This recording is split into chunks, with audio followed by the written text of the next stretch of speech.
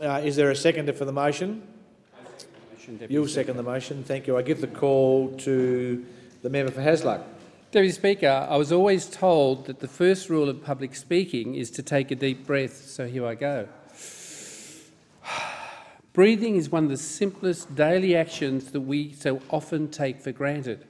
Healthy lungs are fundamental to a healthy life, but half of all Australians rarely think about their lungs, according to recent research by the Lung Foundation of Australia.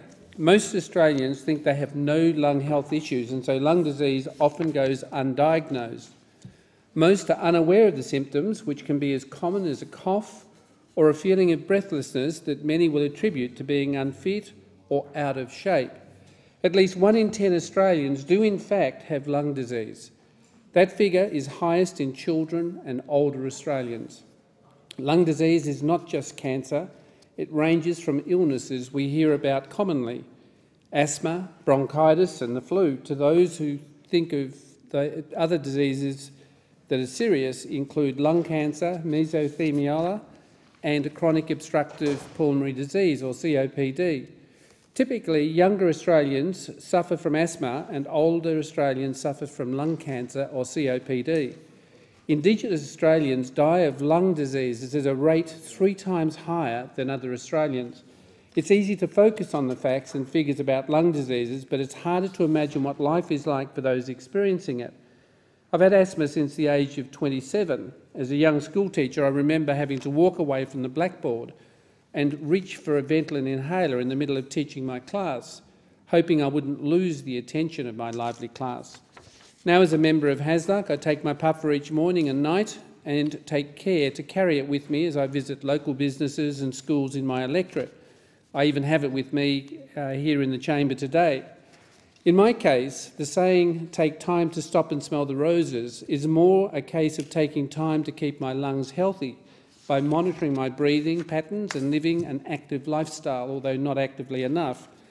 I'm lucky to have been well supported in managing my asthma, and lung health has become part of my daily life. My experience is one of the good ones. It makes sense when you think about it, but in many cases lung disease has wide-ranging implications for quality of life. I'm on a multi-party group called the Parliamentary Friends of Lung Foundation Australia, and last Wednesday, with the member for Shortland, I hosted an event to launch a new lung health awareness campaign for the foundation. We heard stories from lung disease sufferers who found that their lung diseases affected their daily choices. One Canberra woman with lung disease told us that her shortness of breath often influenced her decision to stay on the couch rather than getting up and being active. This is despite the fact that being active is a key part of the recommended rehabilitation for the lung condition she had. Through engagement with lung disease rehabilitation, she learnt not to hold her breath.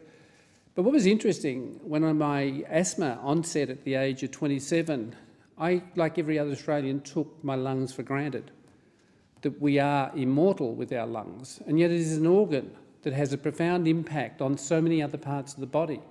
Because if we don't get the oxygen, then we don't feed our body with the nourishment that it needs in order for our brains to remain active.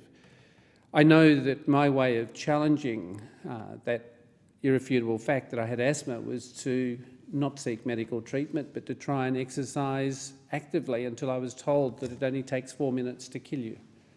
That changed my mind because the awareness was important. And I think in the whole area of looking after our lungs, we need to give serious attention to what the implications might be. Even the short pain in breathing is often a sign that there is something wrong. And with one breath, I can bring local issues from Hasluck to the floor of the Parliament. I will continue with the member for Shortland to be a strong advocate in developing the awareness of the impact of diseases on our lungs and the importance of our lungs in being able to fulfil a rich life that will give us so much for the future. Thank you, Deputy Speaker.